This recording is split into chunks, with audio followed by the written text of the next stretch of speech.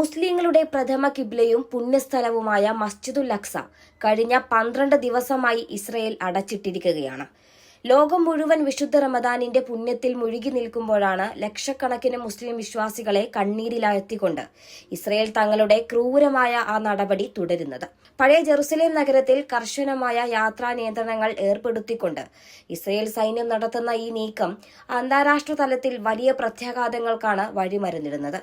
ഇറാനുമായുള്ള യുദ്ധം ചൂണ്ടിക്കാട്ടി സുരക്ഷാ കാരണങ്ങൾ പറഞ്ഞാണ് ഇസ്രയേൽ ഈ അധിനിവേശം നടത്തുന്നതെങ്കിലും ഇതിനു പിന്നിൽ വലിയൊരു രാഷ്ട്രീയ അജണ്ടയുണ്ടെന്ന് മുസ്ലിം ലോകം ഭയപ്പെടുന്നു. ഇതിനെതിരെ Qatar, Jordan, Indonesia, Turkey, Pakistan, Saudi Arabia, Egypt, United Arab Emirates എന്നീ 8 പ്രധാന ഇസ്ലാമിക രാജ്യങ്ങൾ ഒന്നിച്ച് രംഗത്തെത്തിക്കഴിഞ്ഞു.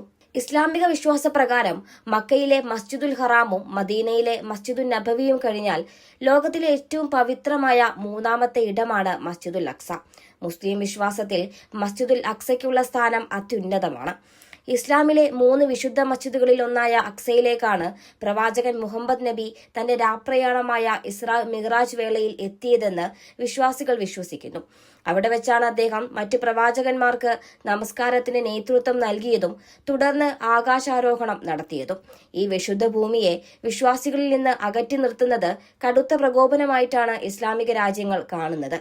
പഴയ ജെറുസലേം നഗരത്തിലേക്കും പുണ്യസ്ഥലങ്ങളിലേക്കും പലസ്തീനികളുടെ പ്രവേശനം തടയുന്നത് അന്താരാഷ്ട്ര മാനുഷിക നിയമങ്ങളുടെയും ആരാധനാ സ്വാതന്ത്ര്യത്തിന്റെയും നഗ്നമായ ലംഘനമാണെന്ന് 8 രാജ്യങ്ങളിലെയും വിദേശകാര്യ മന്ത്രിമാർ ബുധനാഴ്ച കഴിഞ്ഞ ദിവസം പുറത്തിറക്കിയ സംയുക്ത പ്രസ്താവനയിൽ ആഞ്ഞടിച്ചു.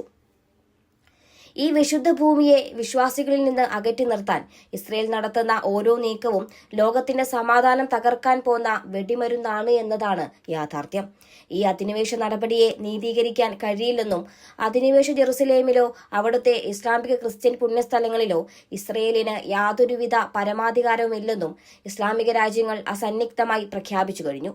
മസ്ജിദുൽ അഖ്സയുടെ മുഴുവൻ പ്രദേശവും മുസ്ലിങ്ങൾക്ക് മാത്രമുള്ളതാണെന്നും അത് സംരക്ഷിക്കാനും പരിപാലിക്കാനും ജോർദാനിയൻ ഔലാഫ് മന്ത്രാലയത്തിന് കീഴിലുള്ള ജെറുസലേം എൻഡോമെന്റ്സിനും അൽ അഖ്സ മസ്ജിദ് അഫയേഴ്സ് വകുപ്പിനും മാത്രമേ അധികാരമുള്ളൂവെന്നും പ്രസ്താവനയിൽ വ്യക്തമാക്കുന്നു. ഇസ്രയേൽ സൈന്യം ആരാധകർക്കെതിരെ നടത്തുന്ന പ്രകോപനപരമായ നീക്കങ്ങൾ ഉടൻ അവസാനിപ്പിക്കണമെന്നും പള്ളിയുടെ കവാടങ്ങൾ തുറന്നുകൊടുക്കണമെന്നും ഇവർ ആവശ്യപ്പെട്ടു. ഇസ്രയേലിന്റെ ഈ നടപടി അപകടകരമായ ഒരു ചരിത്ര കീഴ്വഴക്കം സൃഷ്ടിക്കുമെന്നാണ് പലസ്തീൻ തീവ്ര വിമത സംഘടന ആയിട്ടുള്ള ഹമാസ് മുന്നറിയിപ്പ് നൽകുന്നത്. മുസ്ലിങ്ങളുടെ ആവശ്യങ്ങൾക്ക് മേലുള്ള ഈ കടന്നുകയറ്റം വലിയൊരു വിപ്ലവത്തിന് തിരികൊളുത്തുമെന്ന് പലസ്തീൻ വിദേശകാര്യ മന്ത്രാലയവും വ്യക്തമാക്കിയിട്ടുണ്ട്. ഇറാൻ യുദ്ധത്തിന്റെ മറവിൽ മുസ്ലിം പുണ്യസ്ഥലങ്ങളിൽ തങ്ങളുടെ ആധിപത്യം ഉറപ്പിക്കാനാണ് നെതന്യാഹുവും സൈന്യവും ശ്രമിക്കുന്നത് എന്നാണ് അവരുടെ വാദം. എന്നാൽ ഈ നീക്കം വെറുതെ വിടാൻ മുസ്ലിം ലോകം തയ്യാറല്ല.